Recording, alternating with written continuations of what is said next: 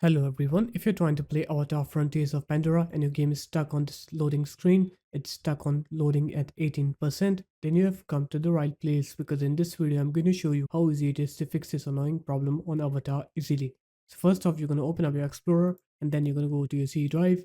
You're going to go in Program Files 86 here, and here you're going to find the Ubisoft folder.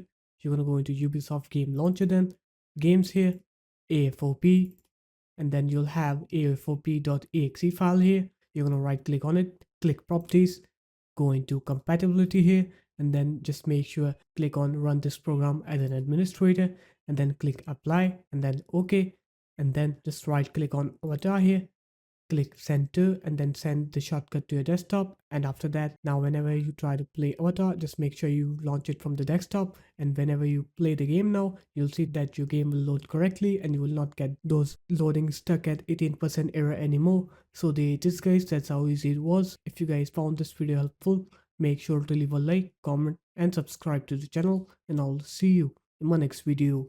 Peace.